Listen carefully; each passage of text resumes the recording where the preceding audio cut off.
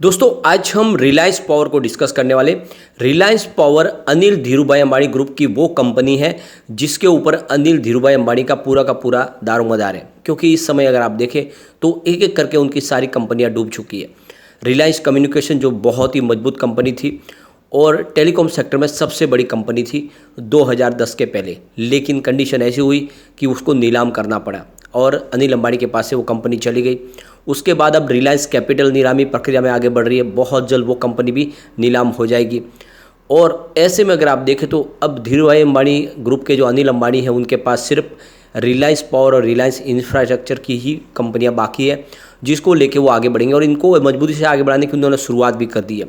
Reliance power में उन्होंने अपनी शेयर होल्डिंग पैटर्न के अंदर देखे तो अपनी प्रमोटर की होल्डिंग को बढ़ाया पिछले साल 2 साल में, यानी उन्होंने कम से कम 500 करोड़ रुपये का नया इन्वेस्टमेंट भी किया। इसके अलावा देखें तो वर्दे पार्टनर्स ने भी बड़ा निवेश किया रिलायंस पावर में। तो ये जो सारी बातें ये साबित करिए कि रिलायंस पावर आने वाले समय फिर से एक बाउंस बैक दे सकता है, यानी कंपनी का बिजनेस आगे बढ़ सकता है। उसके पीछे वजह यह है कि रिलायंस पावर का बिजनेस फॉजिल फ्यूल्स और नॉन फॉजिल फ्यूल्स दोनों में ही है, यानी कंपनी परंपरागत ऊर्जा का काम भी करती है और ग्रीन एनर्जी के सेक्टर में भी सक्रिय है, चाहे विंड एनर्जी हो या सोलर एनर्जी।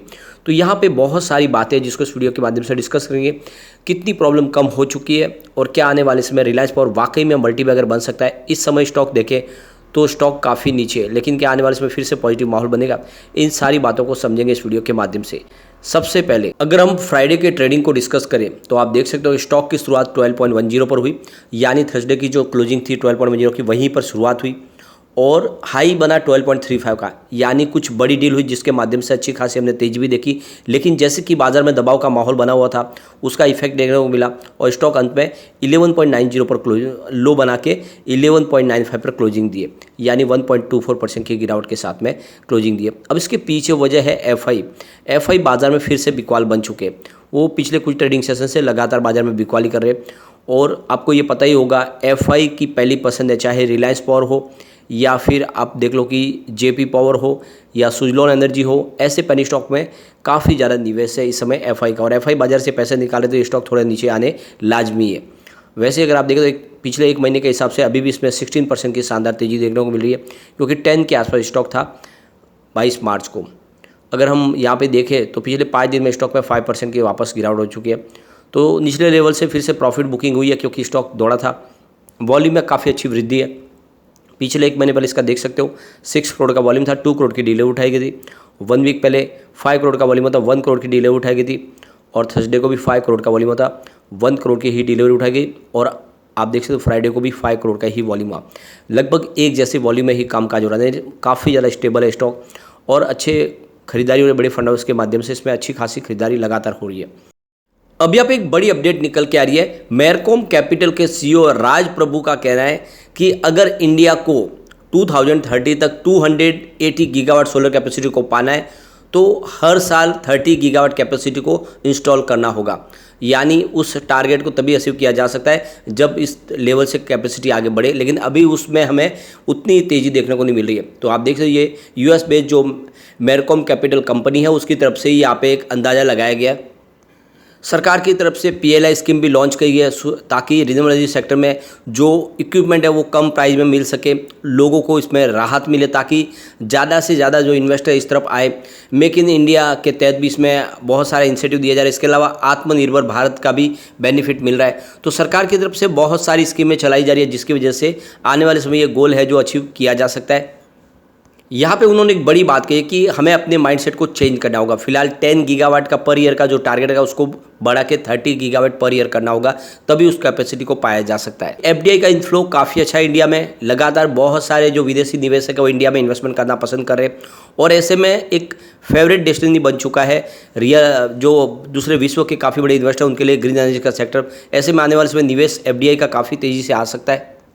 अप्रैल से दिसंबर फाइनेंशियल 2023 की बात करें तो करीब 1.66 बिलियन यूएस डॉलर का निवेश ऑलरेडी आ चुका है, जो आप देख सकते हो कि फाइनेंशियल 2022 में देखें तो 1.60 बिलियन डॉलर के आसपास था। तो काफ़ी अच्छी वृद्धि हुई है। फाइनेंशियल 2023 फरवरी तक की बात करें तो यहाँ पे 168.96 गीगावाट की कैपेसिटी ऑलरेडी इंडिया ने पा ली है, जिसकी जानकारी हमारे पावर मिनिस्टर आर के सिंह की तरफ से पार्लियामेंट में दी गई है पिछले महीने। तो ये देख सकते हो कि जो 168.96 गीगावाट की कैपेसिटी पाई, जिसमें 64.38 गीगावाट की कैपेसिटी सोलर पावर के माध्यम से है, 51.79 गीगावाट हाइड्रो प्रोजेक्ट है, इसके अलावा 42.02 गीगावाट विंड एनर्जी है और 10.77 गीगावाट बायो पावर और दूसरे और सोर्सेज है। इसके हिसाब से इसकी जानकारी दी गई है। इसके अलावा देखें तो 82.62 गीगावाट के जो प्रोजेक्ट है वो इस समय पाइपलाइन में है। इसके अलावा 40.89 गीगावाट के जो प्रोजेक्ट है वो अभी इस समय टेंडरिंग प्रक्रिया के अंदर गुजर रहे हैं। तो कुल आने वाले समय ये कैपेसिटी भी जल्दी से पाई जा सकती है। एक बड़ी अपडेट और निकल के आ रही है, जैसे कि पिछली बार देखें तो कोल की शॉर्टेज हो गई थी और उस वजह से काफ़ी प्रॉब्लम भी हुई थी। कई राज्यों में देखें तो बिजली समय पे मिल नहीं पाती, लोगों को 4-4 घंटे 5-5 घंटे बगैर बिजली के रहना पड़ रहा था। लेकिन इस बार ऐसी प्रॉब्लम नहीं है। हमारे पावर मिनिस्टर आर.के. सिंह की तरफ से कहा गया कि इस बार सफिशिएंट मात्रा में कोल भी है और इसलिए बिजली की शॉर्टेज की समस्या इस बार नहीं होगी। और थोड़ा सा बेनिफिट ये भी मिला कि इस बार मानसून थोड़ा सा सक्रिय हुआ काफ़ी एरिया में, इस वजह से देखें तो थोड़ा क्लाइमेट भी आप देखें तो थोड़ा सा कूल हुआ है, इसका इफेक्ट भी देखने को मिलेगा। और प्रचुर मात्रा में विंड एनर्जी सेक्टर की जो है वहाँ से और सोलर एनर्जी के माध्यम से बिजली का निर्माण शुरू हुआ है, उसका भी बेनिफिट देखने को मिल रहा है। तो इस बार जो बिजली की डिमांड तो काफ़ी ज़्यादा बढ़ी है, लेकिन उसको भी कवर किया जा सकता है, तो ऐसे में प्रॉब्लम नहीं होगी। लेकिन ये बात तो है कि इस बार बिजली की खपत काफ़ी ज़्यादा बढ़ी है, ऑल टाइम हाई के ऊपर पहुंची है, उसका रिजल्ट के अंदर नतीजा देखने को हमें मिल सकता है। हमारे पावर मिनिस्टर आर.के. सिंह का कहना है कि फिलहाल डोमेस्टिक कोल की जो स्टॉक की बात करें तो 31.71 मिलियन टन इस समय अगर देखें तो पूरा स्टॉक है जो सफिशिएंट है। आने वाले समय उसकी वजह से प्रॉब्लम नहीं होगी। तो ये तो आप समझ ही सकते हो कि आने वाले समय इसका बेनिफिट देखने को मिलेगा। पावर सेक्टर में जिस तरह से इलेक्ट्रिसिटी कंजम्पशन बढ़ रहा है और अभी समर सीजन है तो रिजल्ट बेहतर रह सकता है। और वैसे भी अनिल अंबानी ने इस कंपनी को आगे लेके जाने का ठान लिया है, तो ये कंपनी बिल्कुल सर्वाइव कर जाएगी। यहाँ पे कुछ बड़ी डील हुई जिसके माध्यम से देख सकते हो कि आज काफ़ी अच्छी खरीदारी हुई है। भले ही दबाव देखने को मिला लेकिन डील काफ़ी अच्छी जो खरीदारी की है रिटेल इन्वेस्टर ने यहाँ पे बिकवा ली है। तो आप देख सकते हो सुबह 10:55 पर 12.30 की प्राइस से 10,54,000 शेयरों की एक बड़ी डील हुई है। उसके बाद अगर देखें तो 11:11 पर 12.15 की प्राइस से देख सकते हो कि यहाँ पे करीब 7,81,000 शेयरों की एक और बड़ी खरीदारी हुई। उसके बाद अगर आप देखें तो 12:09 पर 12.30 की प्राइस से 10,94,000 शेयरों की एक और शानदार खरीदारी हुई। तो काफ़ी बड़ी खरीदारी हुई है आज और इस वजह से समझ में आ रहा है कि बड़े फंड हाउस सक्रिय है इस समय और स्टॉक में प्राइस डेफिनेटली बढ़ सकती है। अगर हम इसके रेवेन्यू को देखें तो आप समझ सकते हो कि लगातार कम हुआ है, जिसका इफेक्ट भी स्टॉक के अंदर देखने को मिला। 2018 में जहाँ पे 9,590 रुपीज़ के आसपास रेवेन्यू था, जो 2022 में कम होकर 7,503 रुपीज़ के आसपास पहुँच गया। इसके अलावा प्रॉफिट लॉस की बात करें तो 2018 में 835 रुपीज़ का कंपनी को प्रॉफिट हुआ था, लेकिन 2020 में कोविड की वजह से जो लॉस बढ़ के 4,255 रुपीज़ तक पहुँच गया। 2021 काफ़ी शानदार है जब 427 रुपीज़ का प्रॉफिट हुआ, लेकिन 2022 में फिर से 565 रुपीज़ का लॉस हुआ। वैसे 2022 में पावर सेक्टर की दूसरी कंपनियां भी काफ़ी ज़्यादा लॉस में आई है, ऐसा इसकी खाली बात नहीं है। तो बिल्कुल पटरी पे है कारोबार, आने वाले समय इसका इफेक्ट देखने को मिल सकता है। अगर हम पिछले एक साल की भी बात करें, दिसंबर 2021 में 1,796 रुपीज़ के आसपास रेवेन्यू था, जो दिसंबर 2022 में बढ़ के 1,886 रुपीज़ के आसपास पहुंचा, यानी पिछले एक साल में रेवेन्यू बढ़ा है। प्रॉफिट की बात करें तो कंपनी लगातार फिलहाल लॉस में, दिसंबर 2021 में 97.22 रुपीज़ का लॉस था, मार्च में लॉस बढ़ के 658 रुपये तक पहुँच गया।